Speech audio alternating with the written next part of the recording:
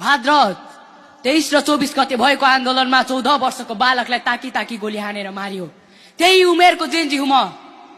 यहाँ उपस्थित आमा बाबा दाजुभाइ तथा दिदीबहिनीहरू साथै जेन्जी मित्रहरू, म जेन्जी अञ्जयको तर्फबाट नमस्कार। आज म यो ठाउँमा आएर बोलिरहेको छु, तर मेरो कुनै इच्छा थिएन। यहाँ आएर बोल्ने मेरो कुनै इच्छा थिएन, चाहना थिएन, तर देशको विषम परिस्थितिले मलाई यहाँ आएर बोल्ने बाध्य बनायो मलाई यहाँ आएर बोल्नु।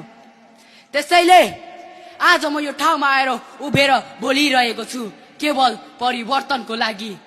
भन्लान् यो बच्चाले यहाँ आएर बोल्दैमा के परिवर्तन आउँछ त? हो, म बच्चाले यहाँ आएर बोल्दैन, पक्कै पनि परिवर्तन आउँदैन। तर जसरी थोपा थोपा मिलेर सागर बन्छ, एक दियोले लाखौं दियो जल्छ। त्यसैले म पनि एक थोपा, म पनि एक दियो भन्दैछु, ताकि एक एक गरी हजारौं मिलेर यो देश निर्माण गर्न सकौं। हिजोको दिनमा भएको आन्दोलनमा कैयौंको अङ्गभङ्ग भयो।